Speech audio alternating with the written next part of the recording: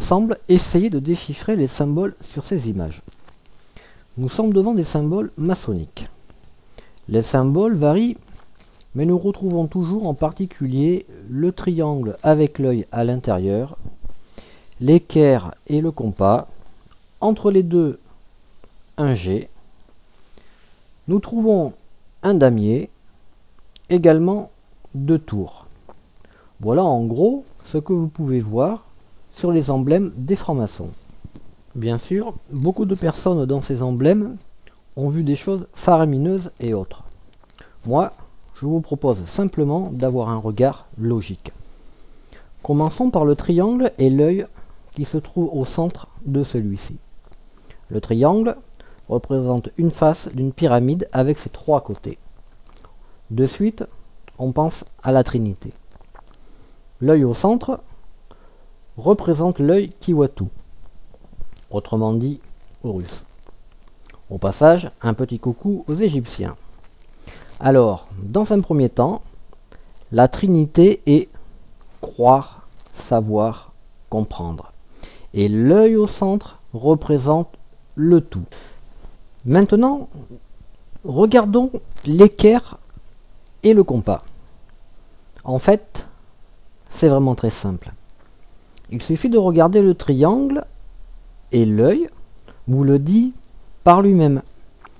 Pour tracer non pas un triangle mais maintenant une pyramide avec ses quatre faces, il faut une équerre et un compas.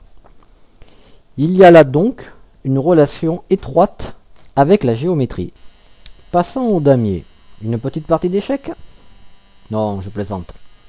Sur un damier, vous trouvez des cases noires et blanches. Cela symbolise le passage de l'ombre à la lumière et vice-versa. Nous sommes là dans une logique des opposés. Tout le monde sait que nous sommes régis par les opposés, mais peu le comprennent. Et pourtant, regardons maintenant les deux tours. Alors là, ça a été une dérive force 7. Bref.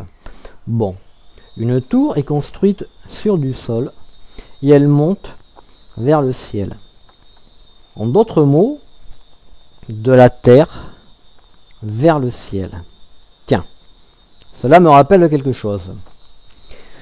Vous avez là, non pas un axis Mendis, mais deux, car il y a deux tours.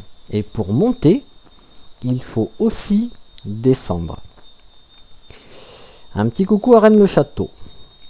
De plus, en regardant au-dessus des deux tours, nous avons un croissant de lune entouré de 7 étoiles sur une tour et sur l'autre, le soleil.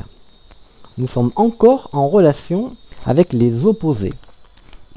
Petite particularité, les 7 étoiles. Là, il faut retenir le 7. Pour terminer, si je vous dis 1 plus 1, vous me répondrez 1 plus 1 égale 2. Mathématiquement, oui.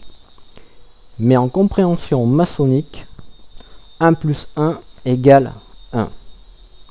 Je vous laisse réfléchir. Voilà. Nous venons d'essayer de comprendre certains symboles maçonniques.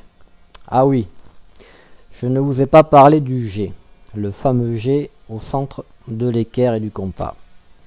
Bon, je vous rassure, c'est volontaire de ma part. À vous maintenant d'essayer de trouver ce que ce G peut représenter. Je serais également ravi qu'un franc-maçon contredise ces petites explications. À bientôt.